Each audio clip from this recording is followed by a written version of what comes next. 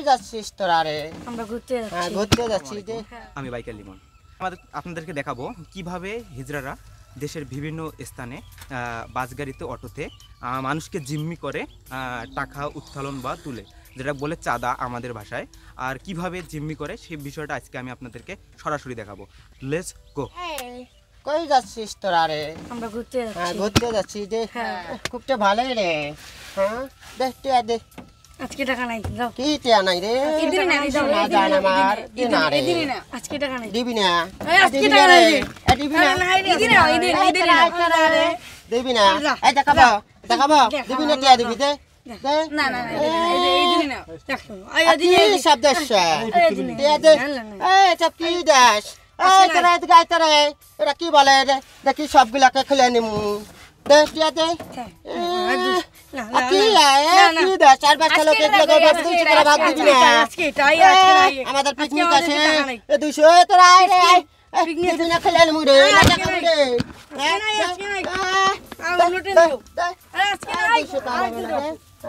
আজকে নাই। না এটা কাম হবে না। তোরা আয় তোরা এদিকে রে। এদের কি বলে? আরেকটা দে না তোরা দে। জল শোনা আমার লক্ষ্মী আমার ভাই আমার কাজ হবে না এদের নালে। সোজা কাজে কাজ হবে না রে। দেখা বলে দেখা বলে আজকে নাই। এই দেখা বলে দিবি এই না রে জানা মা এই দিবি এই দিবি এই দিবি এই দিবি এই চাচি সাথে কেন বুঝলা এই চাচি সাথে কেন বুঝলা ডাক্তার সব হিজড়াগুলোকে ডাক্তার এই ডাক্তার তো সবই কি দাস টাকা পয়সা বলে আমাদের 4-5টা হিজড়া খেলা হবে রে। আরে চাচি সাথে কেন বুঝছি দাদা তানি খেলে বলে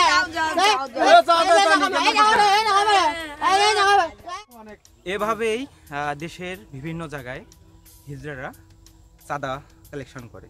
আজকে বলে পিকনিক, কালকে বলে অনুষ্ঠান, আর তৃতীয় দিন বলে আমাদের পার্টি আছে। এভাবেই দেশের বিভিন্ন মানুষকে হেনস্থ করে। এরা টাকা পয়সার কারণে নিজের ইজ্জত বিলিয়ে দেয়।